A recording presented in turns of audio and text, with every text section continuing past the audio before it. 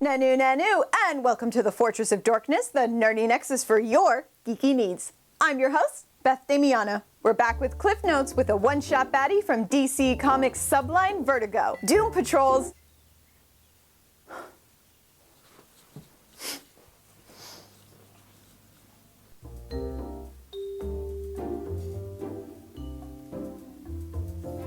The unnamed man known as Codpiece appeared only once in 1993's Doom Patrol, Volume 2, Number 70. His, arsenal, known as the Codpiece, is a certified Swiss Army knife of weapons and gadgets. This adult-rated weapon that gives the Looney Tunes a run for their money includes missiles, drills, blades, a scissor, a cannon, a sonic attack with some form of vibration and electric power, and some boxing gloves.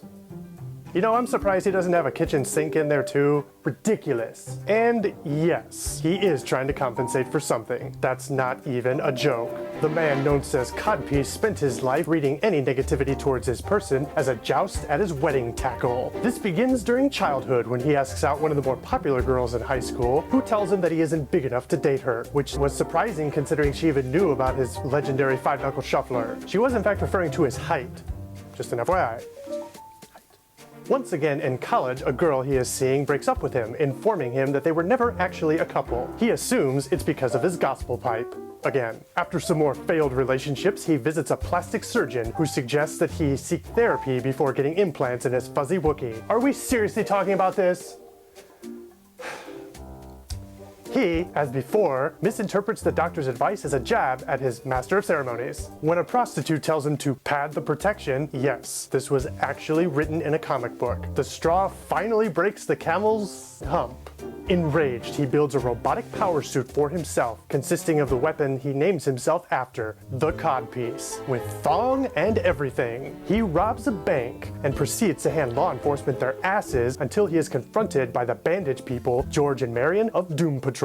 It isn't until the transsexual metahuman Coagula arrives, who uses her powers of molecular reconstruction to dissolve Codpiece's Codpiece, that he is finally compensated for his actions. This was a real story that actually got published. Now, we all know that Vertigo is DC's go-to comics for more adult-themed topics, which in the late 80s and early 90s did its best to try to break as many sugar-coated comic stereotypes as possible. Today, comics have far more sexual content in them than there were 30 years ago. But let's be honest here, a bad character is a bad character.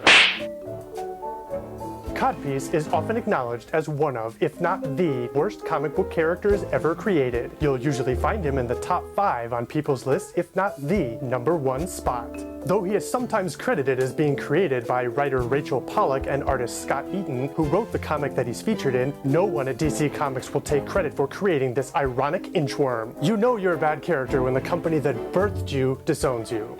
It's like when a litter of puppies is born, but one puppy just isn't cute enough so no one will adopt it, and then someone comes along and they're like, oh hey, look at this ugly puppy, I'll take it home. And they take it home and pet it and feed it and play with it, but it scares away all the people who come over to their house, so they're forced to leave it outside in the doghouse, and every day they look outside the window to reassure it, until one day the window is just left empty and a bowl of food and water only appears when it's asleep. Sad, right? DC just wants to bury this one and pretend like it never happened. Kind of like the Star Wars holiday special, except not as fuzzy.